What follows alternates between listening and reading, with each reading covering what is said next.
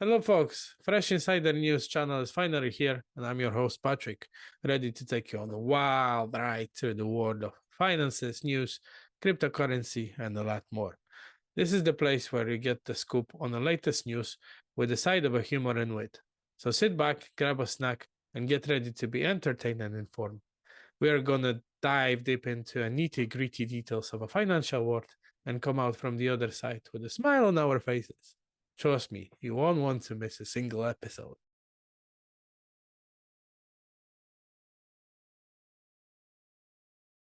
Today's topic, we're going to be talking about US regulators warns against crypto exposure in retirement accounts. And they also go after the staking, not the stake you think. Gary will explain. We're going to talk about gold market value, 6 times higher than the 10 largest banks in the world.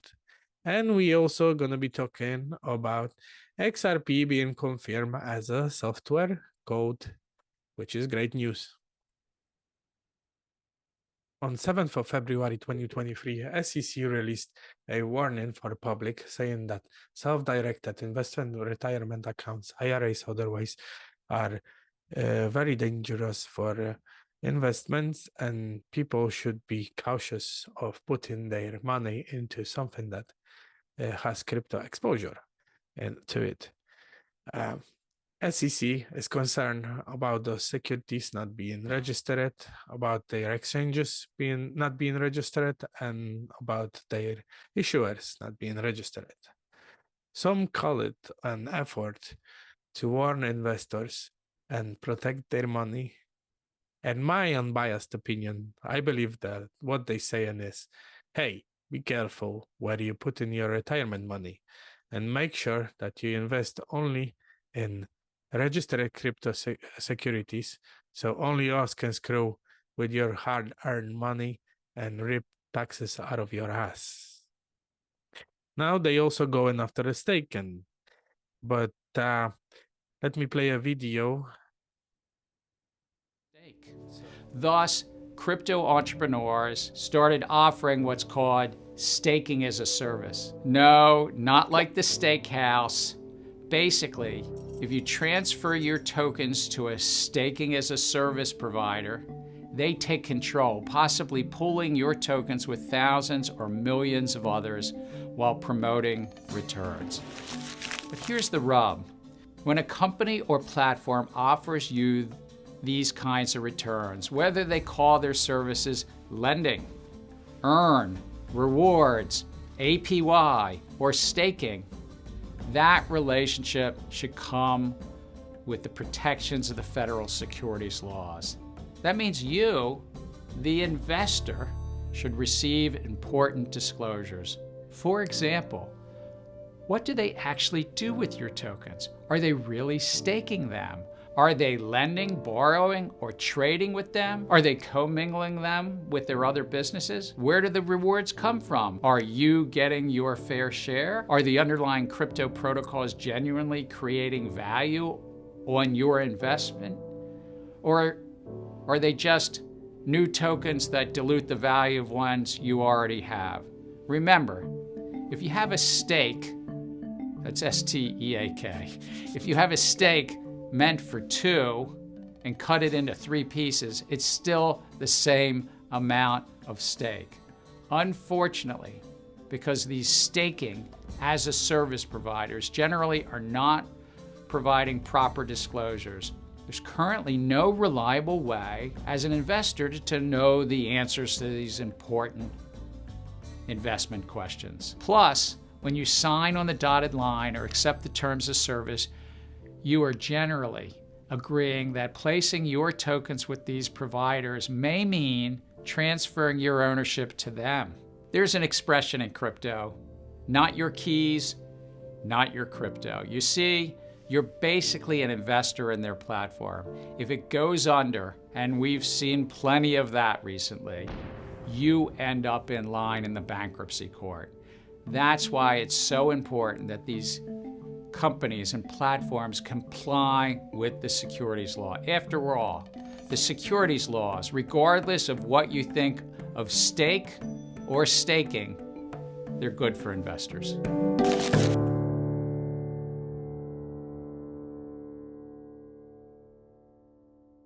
They want a part of your investment.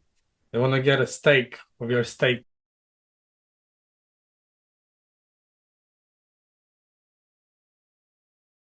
From latest news, Finbold reports gold market value 6 times higher than 10 world's largest banks.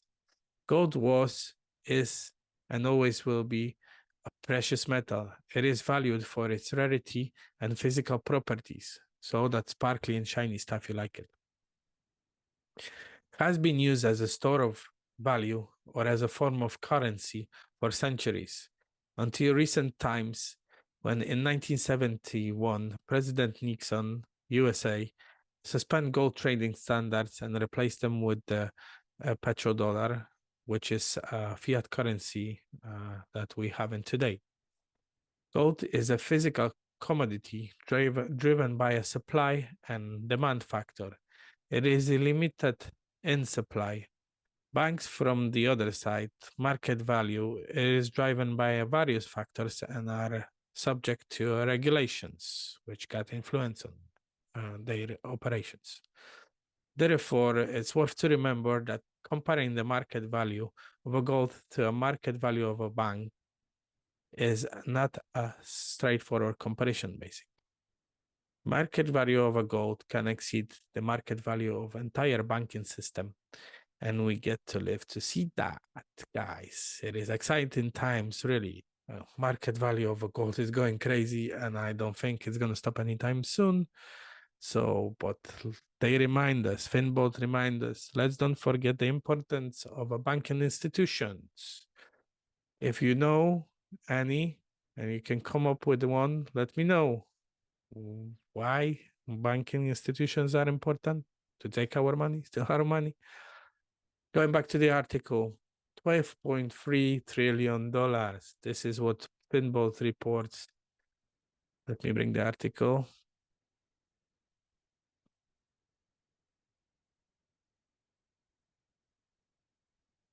So as we can read through the article, in this line, that data acquired and calculated by Finbold on February 14 indicate that gold controls a market capitalization of 12.34 trillion. The valuation is at least 6 times more compared to the combined market cap of $2.03 trillion controlled by the world's 10 largest banks. And then they go to explain what the banks are. You can see that they are quite big banks like JP Morgan, Bank of America, Wells Fargo, Morgan Stanley, HSBC, and there's 3 different China banks in there. Charles Schwab as well bank, and Royal Bank of Canada. Furthermore, you can read that their explanation of a gold dominant market cap that is 100% on the track, I believe. Indeed, it is a popular investment asset, and it will hold its value over time, untouched by a political and economical uncertainties. From the other side, they explain in banks tough economic times, loss of interest from investor side, and workforce cut. Didn't mention anywhere about thousands branches closures and preparation for a blockchain technology, for example. Despite that, Finbold is trying to convince the reader that banks are needed. We all know how it looks like.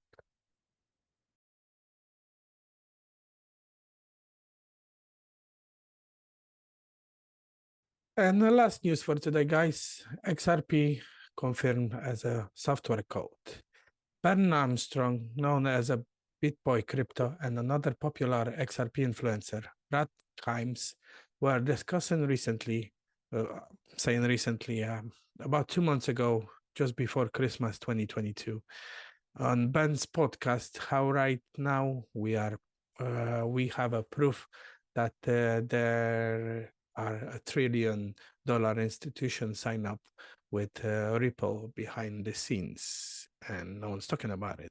I'm going to play a short video for you so you can get familiar with the topic and what I'm talking about? Yeah, I mean, basically what people need to understand is that when it comes to CBDCs, there's not just going to be one that rules them all, right? You're gonna have the digital dollar, you have digital euro, it's kind of the same system we already have set up. However, that's the retail CBDC. That's the vehicle that people are going to use to spend money. You also are going to have wholesale CBDCs. And that's kind of what you're talking about, is the massive amount of money moved between these banks. And, a faster way to do that, it's going to be faster to do it with XRP than the US dollar. And I think that's definitely an interesting route that I don't think a lot of people really see coming, because here's what the value prop is. The value prop is, with retail CBDCs, you're going to have a combination of a ton of different countries, a ton of different currencies. But XRP has the ability to be the wholesale CBDC. And I think that's a lot of potential there around the world. I think so too, Ben. I think you say it right there. And I just want to remind people that, when, to go back just a quick, history for people, the dollar came off the gold standard. Then Kissinger got us on the petrodollar with the Middle East and OPEC to give strength and confidence to that dollar. Well, we just saw Saudi Arabia announce that they're going to not use the US dollar to trade oil as the petrodollar with China on the Shanghai exchange. This is the first time something like that has happened. And look, I'm a speculator in these hills, right? That's what I'm doing here, right? But I'll say this, I see things happening that are potentially setting up a scenario that could be a catalyst for a monetary shift. And in order to shore up the dollar, possibly losing at least a fraction of its petrodollar status, at least at first, this may be a path that kind of goes along and works in tandem, or at least has an intersection with CBDCs and the rest of it to come with it. Because if you adopt a value protocol, Ben, you're talking about all the utility, all the liquidity moving across a trusted payment rail. There's a real value formulated from that. And you don't need the petrodollar to have confidence anymore over US dollars being bought and sold in oil if you can bring all the world's money across the payment rail that's trusted. Yeah, that's an interesting thought for sure, because we're already starting to see a dual world economy pop up here, where China, Russia, India, some other players as well, but mainly those three countries, to where they're positioning themselves maybe to move to their own thing where they don't use the dollar as the reserve. And if that's going to be the case, then you're going to wonder, well, what are they going to use? And then there's probably going to be some issues where there's reverberating effects from that decision, and where we don't support them in certain things, they don't support us. But if there was one currency we had in common that didn't necessarily support one or the other, then that would be a better thing to trade with. And that's kind of, I think what you're saying here is that could solve kind of some geopolitical problems, but only, basically speculation, advantages for those who are invested in XRP. That's 100% what I'm saying. And it is speculative, right? But it is like an ultimate goal kind of thing. And if you think about the idea of bridge work, or XRP working as a bridge currency in the respect that you just described, like I said, if every country's holding a little bit of it, or their central bank's already holding some of it, this gets quite interesting too, because if you go into that summary judgment, they have pre-allocated contracts, but we don't know exactly how many and to whom. And there's lots of speculation about who those pre-allocated contracts of XRP could be to. And it gets quite interesting if we get clarity. And then aliens? We find out. What's that? Or some of these contracts with possibly aliens? Well, how about central banks? Oh, right? Okay. Well, those are people. Okay. Yeah, those are people too, but certainly aliens there for sure, because they just look at us like cattle, right? But if those things come to light and we learn those things, it makes so much sense how XRP could sit as a bridge currency and serve to unlock dormant dollars around the world, but never threaten any one country's money at the same time. Yeah, I think that's a fascinating argument. You can listen to the full episode, full interview on Bitboy Crypto channel. Bank of America has previously stated that once the SEC versus XRP case is finished, they will be using Ripple blockchain to leverage on-demand liquidity. Apart from that, there is many financial institutions already collaborating with Ripple, like, for example, Santander, that's a big one, American Express, Mitsubishi Financial Group, MoneyGram, Standard Chartered, or SBI Holdings. That's a big one as well. They are massive with XRP. $1 trillion institutions are listed in this SEC lawsuit. They are not available for the public, so we cannot see them. But we know they are in there, basically. Guys, big players are already in the game. They got skin in the game. They're just selling this Muppet show to gray masses that that crypto is bad and all that. All large banks are already working on this technology.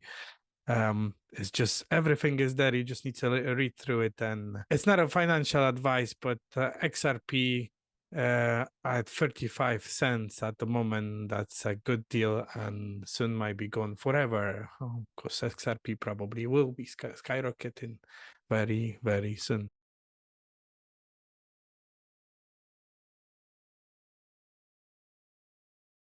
So that's all for today, folks. Stay tuned for more Fresh Insider news, where we'll continue to bring you the latest financial updates and insight with a touch of humor.